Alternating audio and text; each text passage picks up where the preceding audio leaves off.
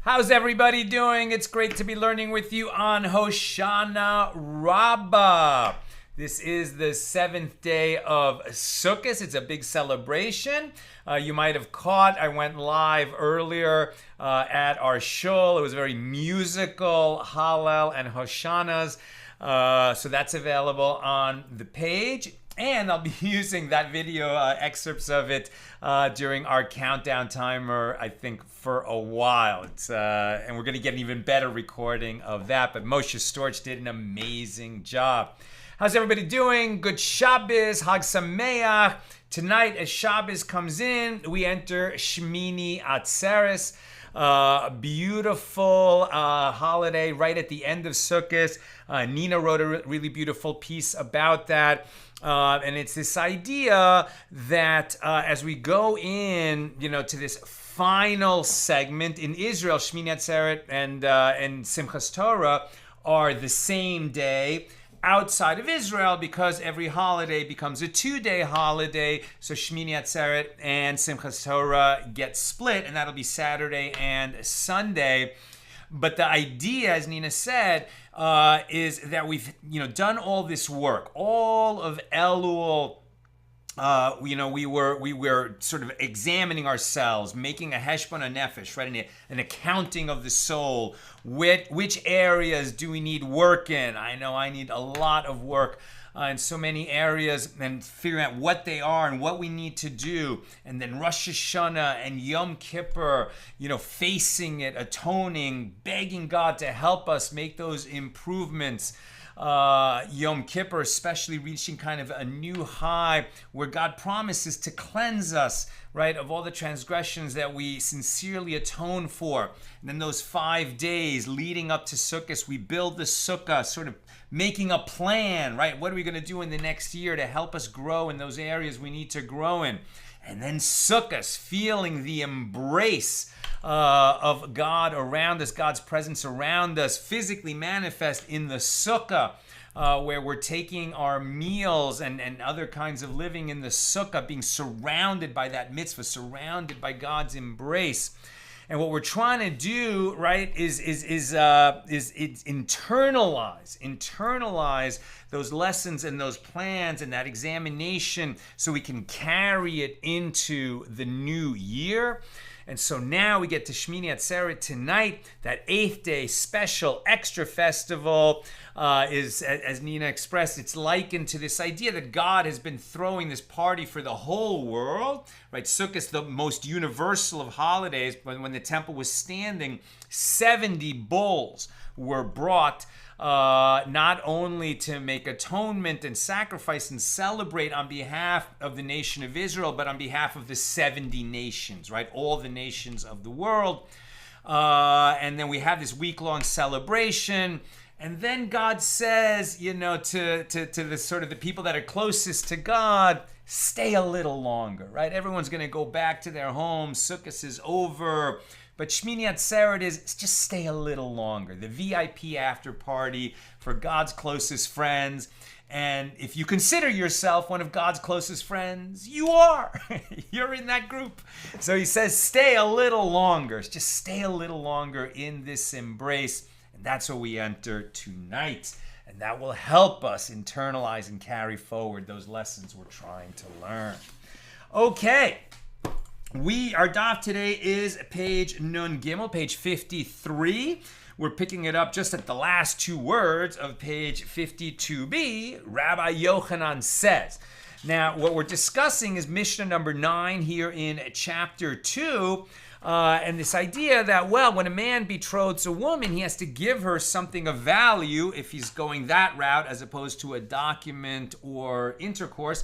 But the normal way is to give her something of value, either money or something worth money. So if he's going to give her something of value to create this betrothal, and she has to accept it, it's up to her whether she wants to accept it or not. But if she's going to accept betrothal, she's going to accept this item of value from him. Okay, so it has to be his to give.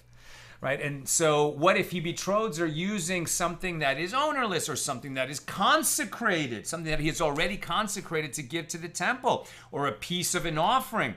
Now, if he's a priest, right, and when people, light the candle. Thank you.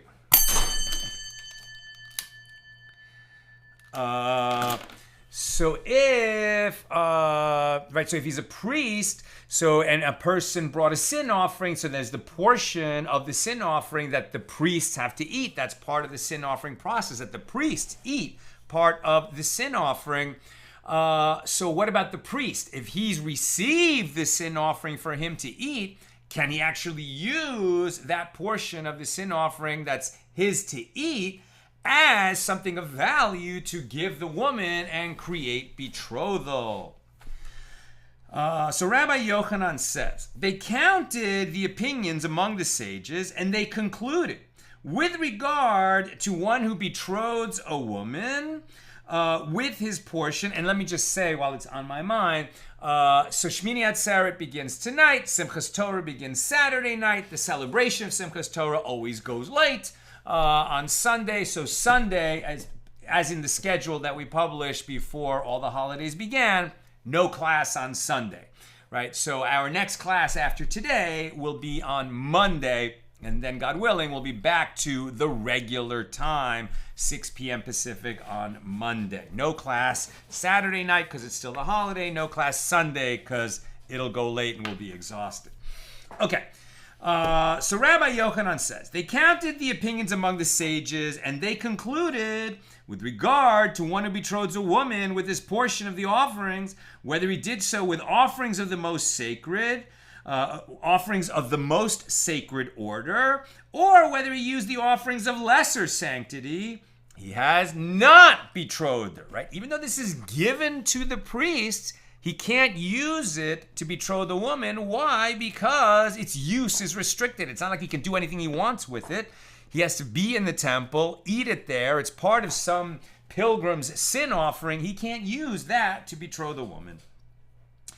So they counted opinions among the sages. They concluded, with regard to one who betroths a woman with his portion of the offerings, whether he did so with offerings of the most sacred order or whether he used offerings of lesser sanctity, he has not betrothed her, and this is in accordance with the opinion of Rabbi Yosef. Rav says, it is still a matter of dispute, and they did not reach that conclusion. Abaye said, well, it is reasonable to rule in accordance with the opinion of Rabbi Yochanan, who says that the law was decided in accordance with the opinion of Rabbi Yosef. So Abaye is saying that because he's got a good reason to say that.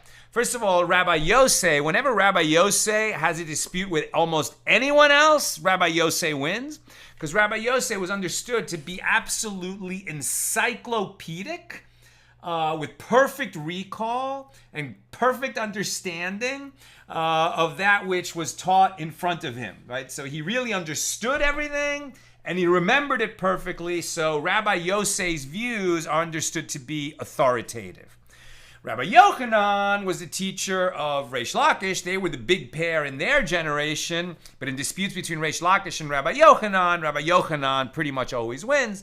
So if Rabbi Yochanan is saying that the law is like Rabbi Yosef, that is pretty authoritative, says Abaye. We should hold like that.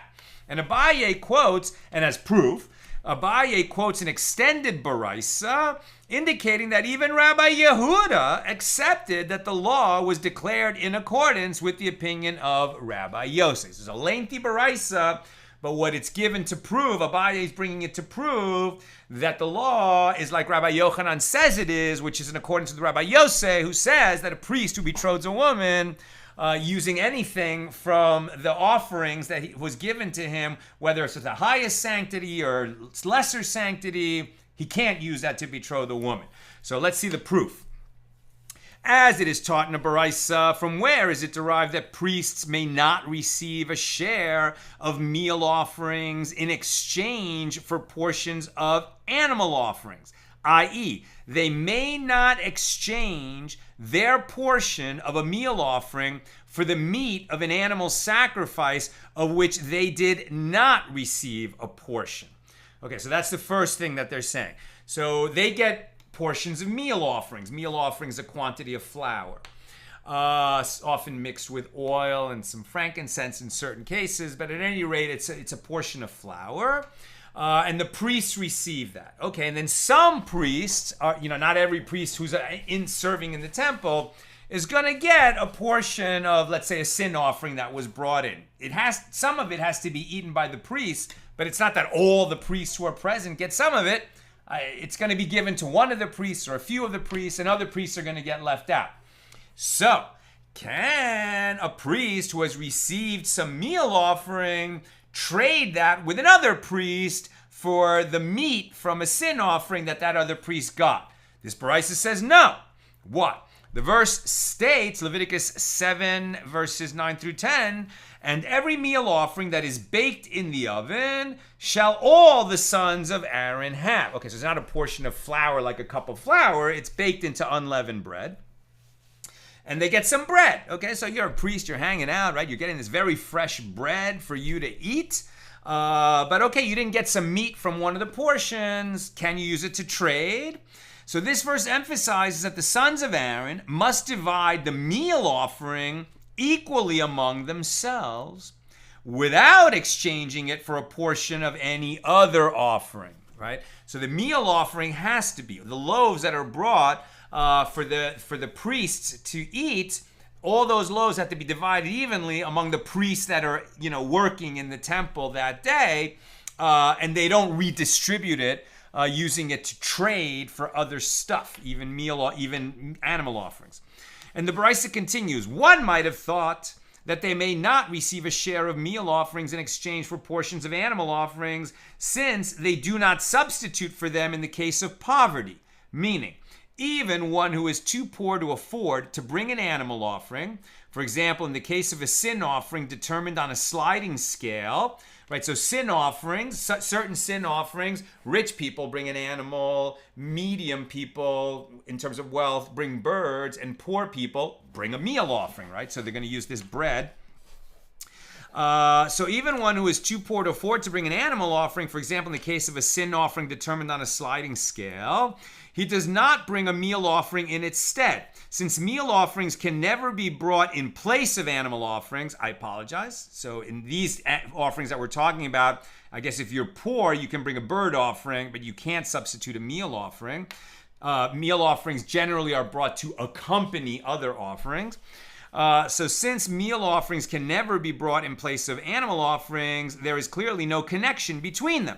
But perhaps they may receive a share of meal offerings in exchange for portions of bird offerings, since they do substitute for them in the case of poverty, bird offerings substituting for meat offering.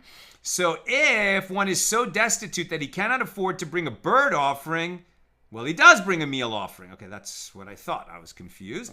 So therefore, the same verse states, and all that is prepared in the deep pan shall all the sons of Aaron have. Again, stressing that all must have an equal share in that meal offering. So the Baraisa continues, one might have thought that they may not receive a share of meal offerings in exchange for portions of bird offerings, since these, the bird offerings, are types of offerings that involve blood sprinkled on the altar. And those, meal offerings, are types of offerings made of flour.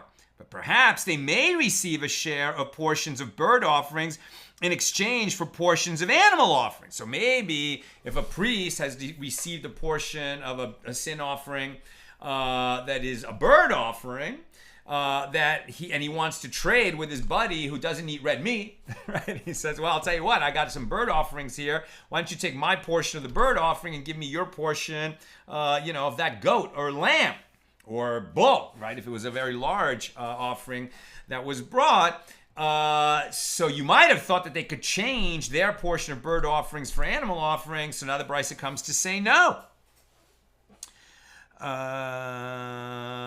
Right? You might have thought that they may receive a share of portions of bird offerings in exchange for portions of animal offerings, since both categories are the types of offerings that involve having their blood sprinkled on the altar.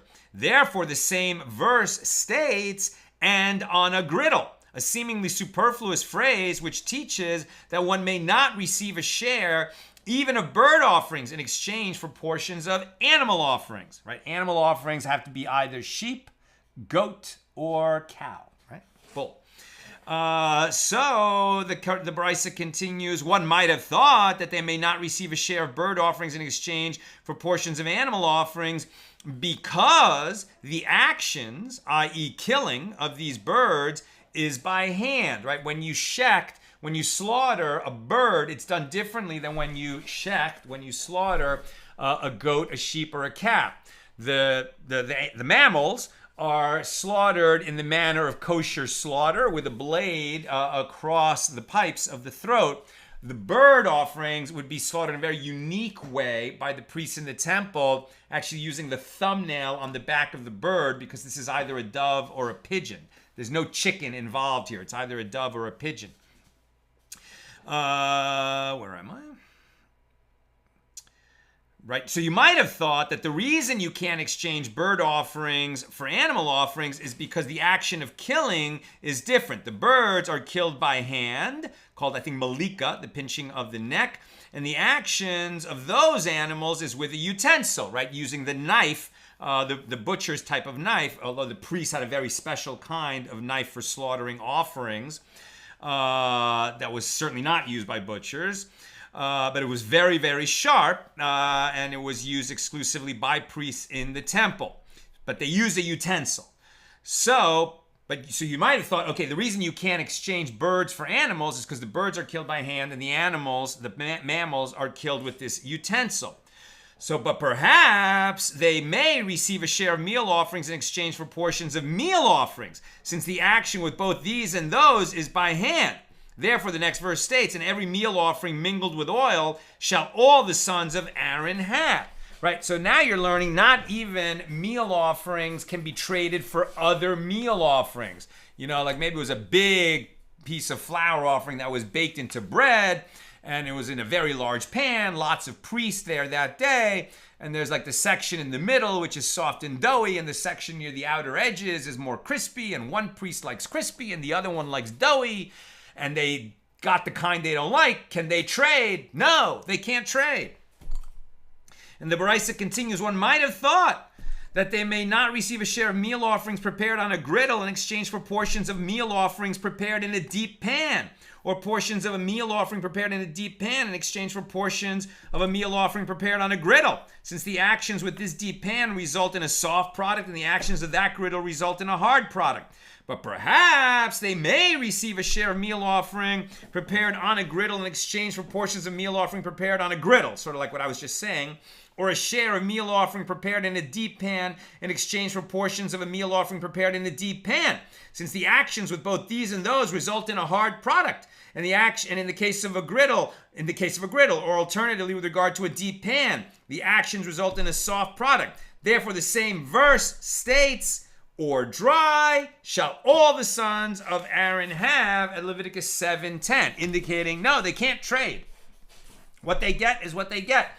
And the Brisa continues, one might have thought that they may not receive a share of offerings of the most sacred order, meaning meal offerings, in exchange for a portion of another similar offering, but they may receive a share of offerings of lesser sanctity in exchange for a portion of another similar offering. Therefore, the same verse states with regard to meal offerings, shall all the sons of Aaron have, one as well as another. And near it appears the verse, 2 verses later, if he offers it for a thanks offering, from which it is derived, just as one may not receive a share of one offering in exchange for a portion of another similar offering, in the case of offerings of the most sacred order, so too, one may not receive a share of one offering in exchange for a portion of another similar offering, in the case of offerings of lesser sanctity, for example, a thanks offering. This is all the textual derivation for the basic principle of what came to you as a priest is what came to you. It was a holy distribution. It might have been made by, the head priest or I doubt it was the Kohen Gadol who's doing that, but whichever priest was in charge of distributing to the various priests, but it's all part of a process that happened in the Holy Temple, and you got what you got. Right? You get what you get, and you don't get upset. And because a holy object was given to the priest, they don't redistribute it. And the Baraisa expounds this verse further. It states, one as well as another, ish ke'achiv, which teaches that with regard to priests, a man, ish, who is an adult, receives a share even if he is blemished, but a priest who is a minor may not receive a share even if he is unblemished.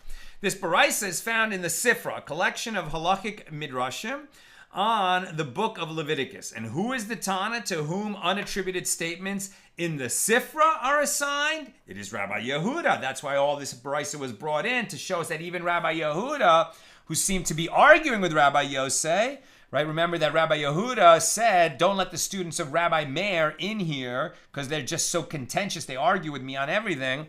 And they're arguing about something that isn't even like ever going to happen in the real world. And Rabbi Yosei says, well, no, actually, Sumachos, who brought in this argument from his teacher, Rabbi Meir, who had just died, it's a legitimate argument because it might happen that a priest wants to betroth a woman by giving something to, a woman's father who's a fellow priest or who's a pilgrim who's visiting the temple. And it could happen that a priest wants to use a portion that he received from the offerings in order to betroth a woman. It's not that it will never happen.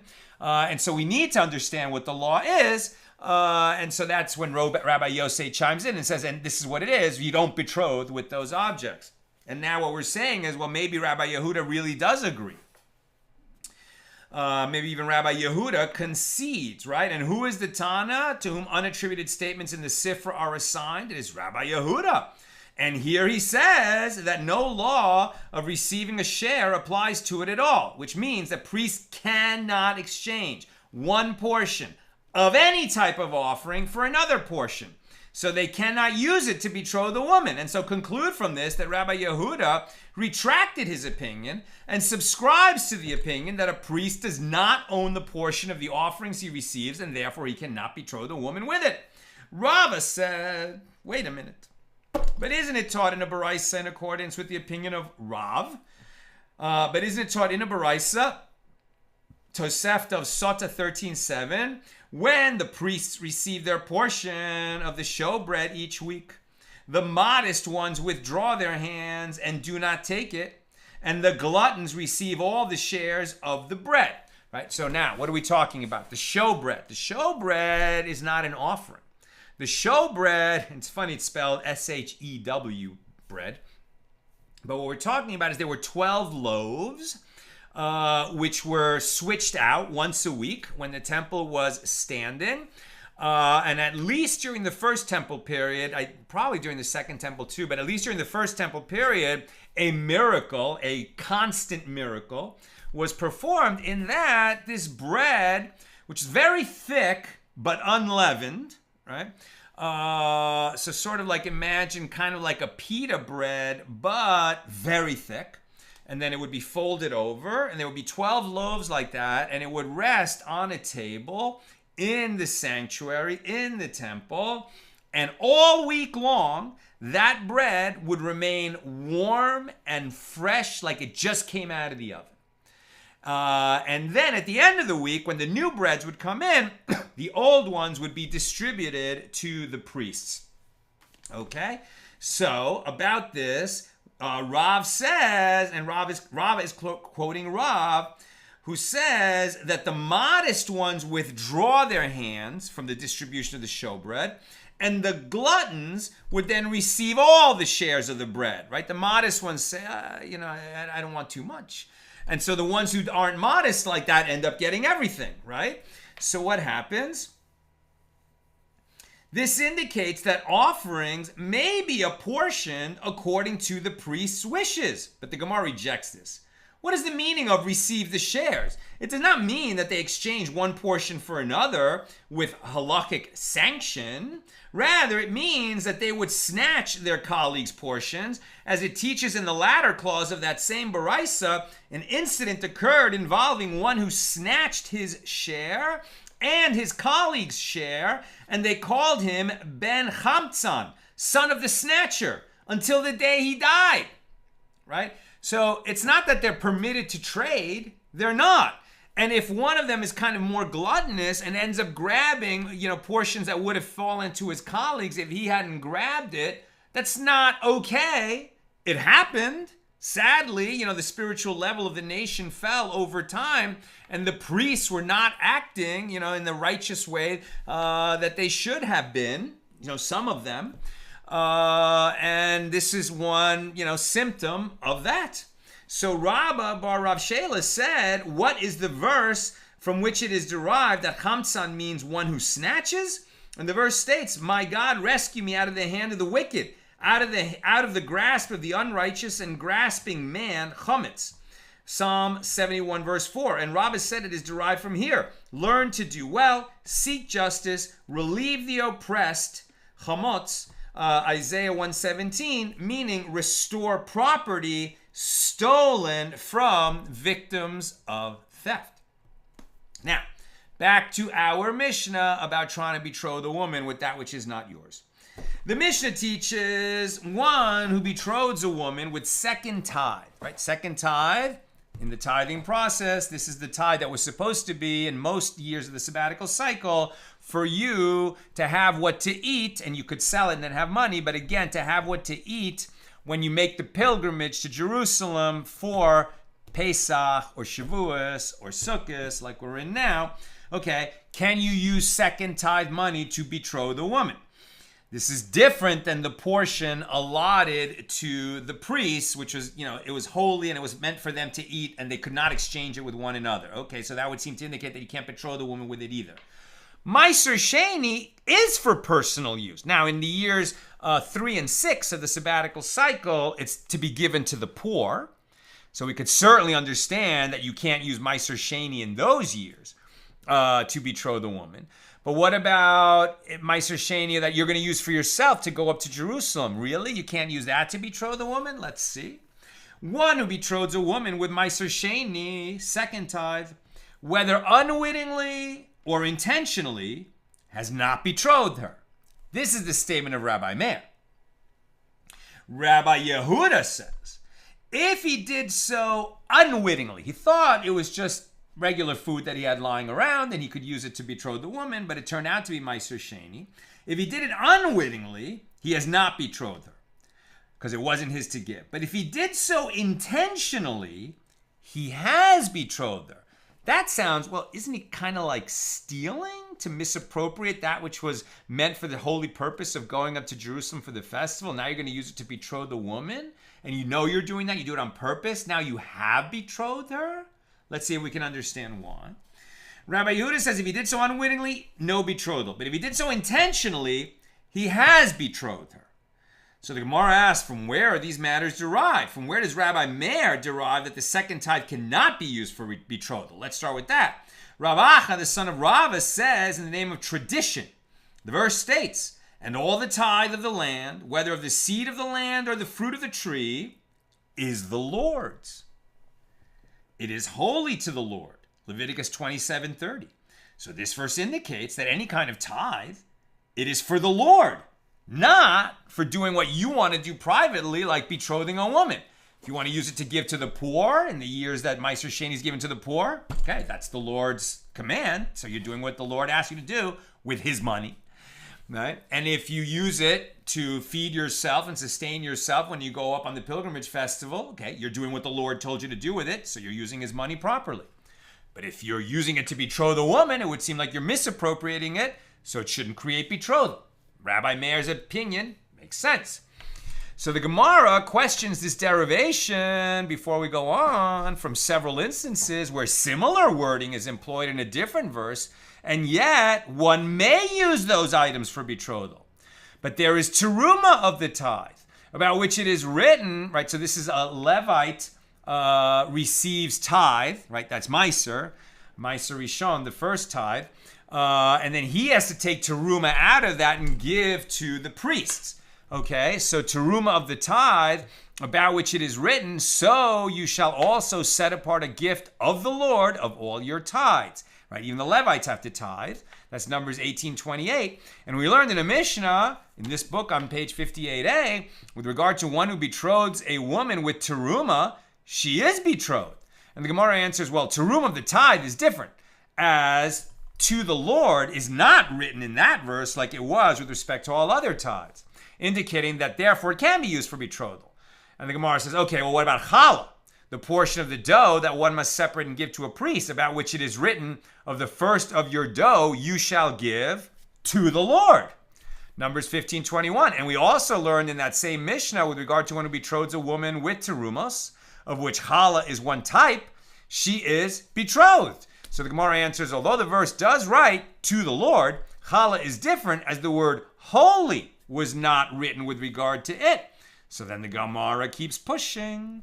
But there is produce of the sabbatical year, about which it is written, it is a jubilee, it shall be holy to you. Leviticus 25:12. And we learn by inferring from a Mishnah on page 50b that in the case of one who betroths a woman with produce of the sabbatical year, she is betrothed, right? Because produce of the sabbatical year is ownerless.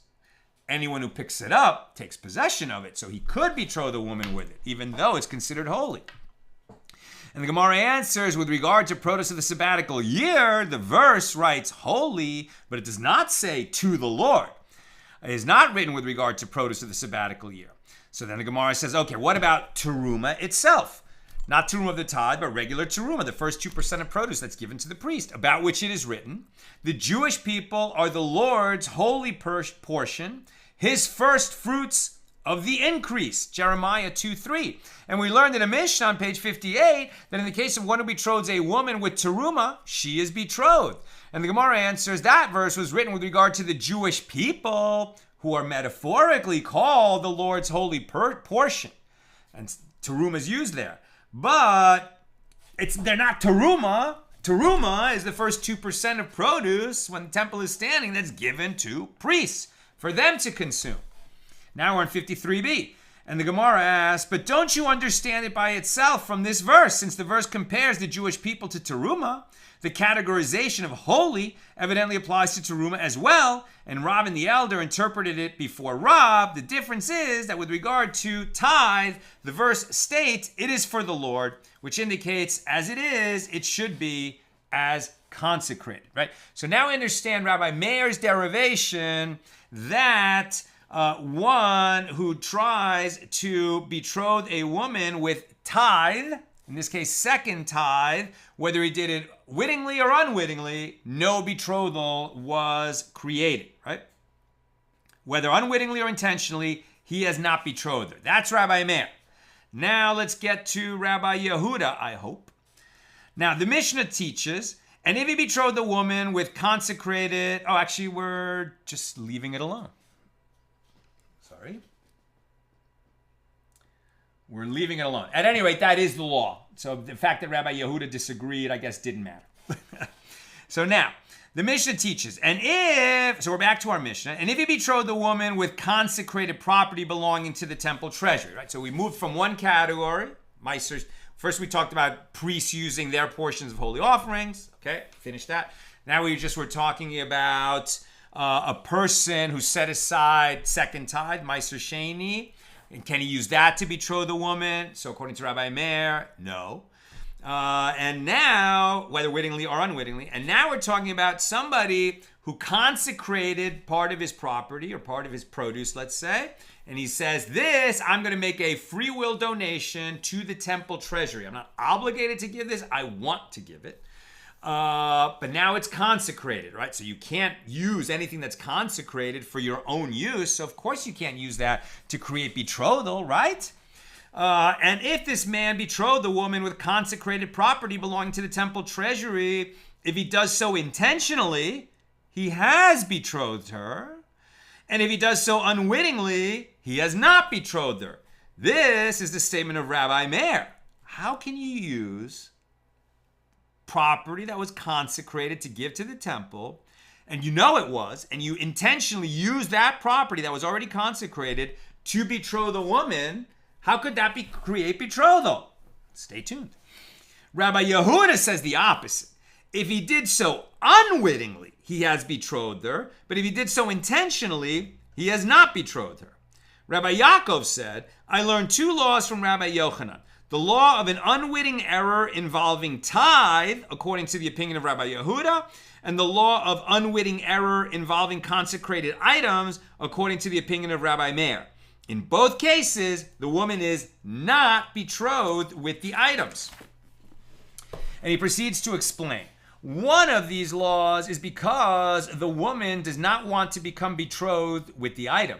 And the reason for the other is because neither the man nor the woman wants it. And he adds, and I do not know which of them is due to the woman alone and which is due to both parties. And Rabbi Yirmiyah said, let us see which reason is applicable to which case. It must be that with regard to second tithe, which may be eaten only in Jerusalem, it is not satisfactory for her to be betrothed with it, due to the trouble of transporting it all the way to Jerusalem to enjoy it. Whereas it is satisfactory for him to betroth her with it, since he acquires a woman by itself, i.e. by the tithe alone, without having to spend additional money of his own. But in the case of consecrated items, it is not satisfactory for both of them that consecrated property be desacralized by their using it for betrothal. And Rabbi Yaakov said the opposite is more reasonable.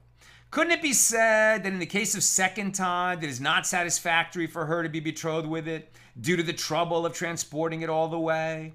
And it is not satisfactory for him to betroth her with it due to the danger of an accident along the way? If the second tithe gets lost on the way to Jerusalem, she will not have derived any benefit from it. It will cause her to distress, to think that she received nothing for her betrothal, and he does not want to cause her distress. But in the case of consecrated items, granted that with regard to her, it is not satisfactory for her that consecrated property be desacralized through her, but why wouldn't it be satisfactory for him to acquire a woman by itself without the expenditure of redeeming a consecrated item? Therefore, the reasons for Rabbi Yochanan's statement cannot be determined by logic alone. And along the way, we're learning that, the reason why betrothal might ever work at all with tithe money or with consecrated property is because it gets desacralized, right? Now that you're going to use it for this other purpose, maybe you're going to have to bring an offering, a sin offering or a guilt offering because you misused consecrated property, separate issue. But now that you're trying to betroth a woman with it, so what you gave her, you're going to have to replace it, right? That's what it means. So now, because you gave it to her, which is it's a beautiful romantic purpose to create betrothal, but it's not the holy purpose that either second tithe or consecrated property for the temple treasury was intended for. So when you give it to her to create betrothal, it gets desacralized, so she can eat it, she can use it, and you'll have to replace what you desacralized, right? And probably with a penalty, a hefty penalty, to give it to the temple treasury. If it was that, if it was Meiser Sheni, I don't know if you have to pay a penalty, but you'll have to replace it. Now, Rava inquired of Rav Chisda. According to Rabbi Meir, a woman cannot be betrothed by receiving consecrated money. But what is the law with regard to the money that he gives her for betrothal? Does the money become desacralized as a result of the act of betrothal, as is usually the case when one uses a consecrated item for his own benefit, right? If you said, I have this silver cup, and I'm going to donate it to the temple treasury so that they can use it, and if they don't want to use it, they'll sell it, and then it'll be desacralized, and that money will go to the upkeep of the temple. But if I consecrate it, I have now designated this to be given to the temple treasury, but before I deliver it to them, I forgot that I did that, and I take this cup and I use it to betroth a woman. Okay, so now the silver cup gets desacralized, right? She gets it, she can use it in her home. The value of that cup, I have to make it up and give it as a donation to the temple treasury, right? The cup became desacralized. What about money? I set aside money to get to the temple treasury. Now I give the money to her. Does the money become desacralized? Meaning, is the money fungible? Can she use that money and I just have to replace it with other money? Or does money not become desacralized and I gave her that money and I said to her, wait, I made a mistake. That money needs to go to the temple. You take this money. Which happens? Let's see. Right? Rav inquired of Rav Chisda, according to Rabbi Meir, a woman cannot be betrothed by receiving consecrated money. Got it. But what is the law with regard to the money that he gives her for betrothal? Does the money become desacralized as a result of the act of betrothal, as is usually the case when one uses a consecrated item for his own benefit? Rav Chisda said to him, if the woman is not betrothed, how can the money become desacralized?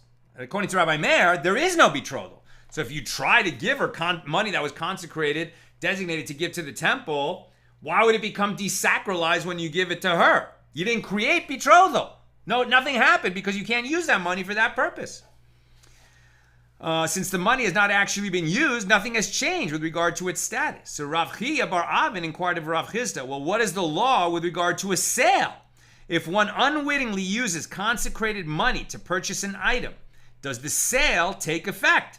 Rav Chisda said to him, even with regard to a sale, he does not acquire the item. You can't create betrothal with this consecrated money, and you can't use it in exchange for another in a purchase.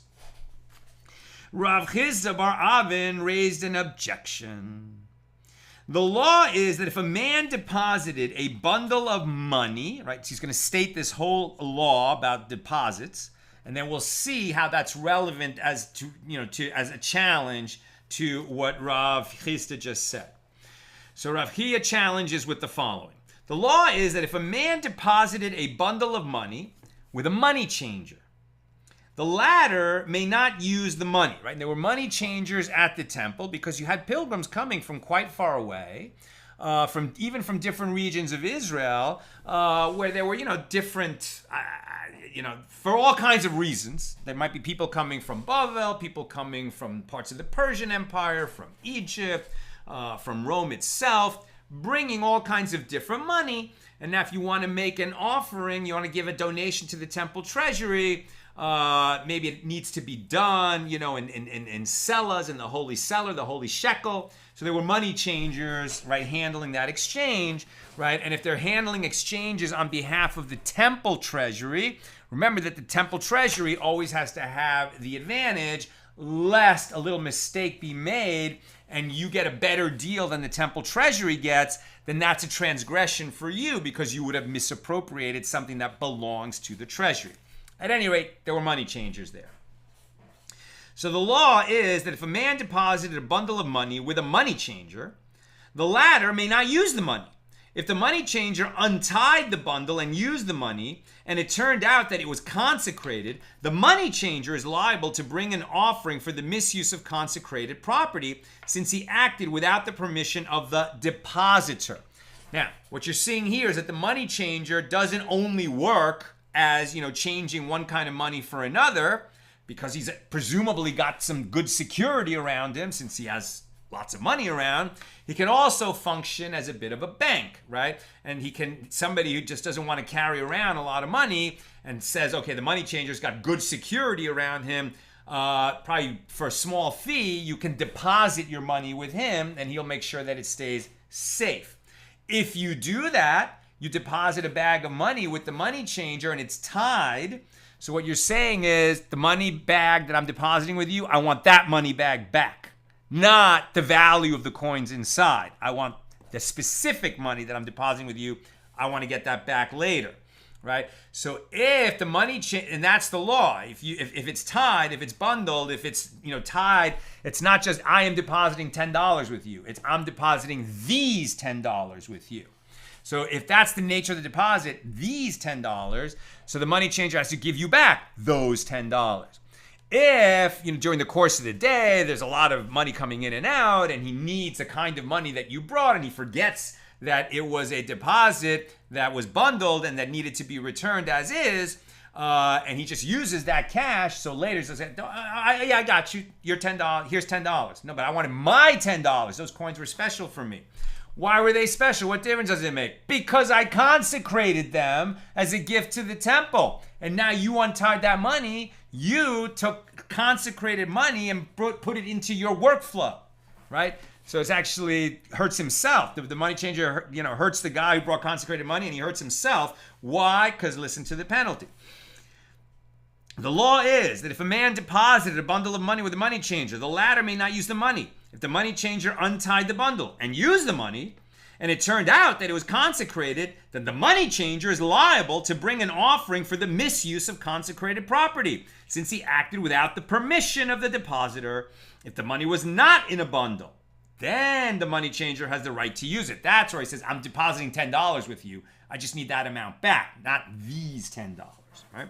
So if the money was not in a bundle, the money changer has the right to use it, since the depositor knows that a money changer frequently distributes money. Consequently, in this case, if the money was consecrated, it is the depositor, right? If you brought consecrated money and you forgot it was consecrated and you just told the money changer, here's $10, later give me $10 back, not these $10. So the money changer did nothing wrong when he just, used that money in his workflow, and later he's just returning, the value, $10, to the depositor, and then the depositor remembers that, oh my gosh, that was consecrated money. I shouldn't have put it in the care of the money changer without telling him to keep it bundled. Since he didn't tell the money changer that, it is he, the depositor, who is guilty of misappropriation of consecrated property, and he has to bring an offering for that. What about it? Consequently, in this case, if the money was consecrated, it is the depositor who is liable to bring an offering for the misuse of consecrated property, since the money changer is considered to have acted with the awareness of the depositor. If one deposited the money with a homeowner rather than a money changer, then the latter, the homeowner, may not use it in either case. Right? If you're not depositing it with a money changer who's, moving money around all day, but rather you just say to your buddy who has a, property in Jerusalem while you're a pilgrim there, and he says, hey, hold on to this $10 for me, right? Whether you say this $10 or just hold on to $10 for me, the homeowner can't use it. He has to keep that specific money in a safe place until the depositor comes back for it. If one deposited the money with a homeowner, i.e. not a money changer, the latter may not use it in either case. And he is liable, the homeowner is liable, to bring an offering for the misuse of consecrated property if he does use that money. Now, with regard to a storekeeper, right, neither a money changer who's, exchanging money all day long, nor a homeowner who's not in business at all, and if somebody deposits money with him, you would expect it just to, sit under the bed or under the couch till you come back. A storekeeper is doing business. He's not in the business of money like the money changer, but he's definitely doing business all day. So, with regard to a storekeeper, the sages of the Mishna, the Tanaim, disagree. Are we going to treat a storekeeper like a money changer or like a homeowner? The Tanaim disagree. The same law applies to a storekeeper as to a homeowner. This is the statement of Rabbi Meir. A storekeeper, even though he does business all day, if somebody deposits money with him, he has to return the same money. But Rabbi Yehuda says the same law applies to a storekeeper as to a money changer. If you deposit your money with a storekeeper, he can use that money and just give you other money in return when you come back for it, unless you say, give me back this bundle of money. I'm almost done. Questions or comments, please get them in now. The Gemara analyzes this.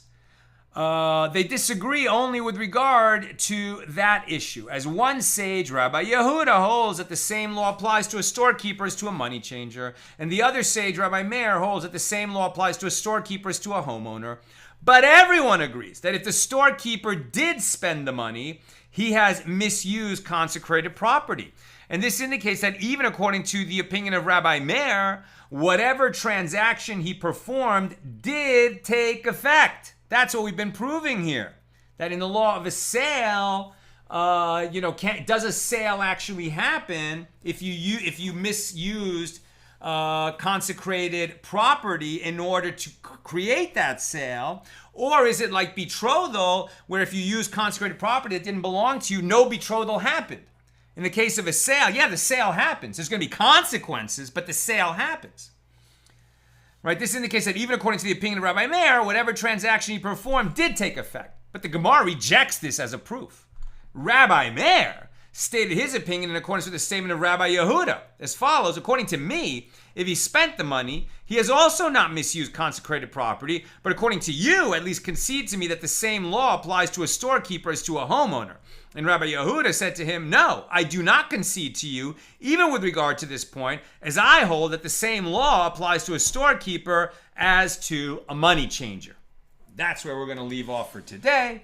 And Nina tells me there are no questions. So may you have a beautiful, beautiful Chag. May it be filled with joy. May you internalize the lessons you've been working on this whole holiday period.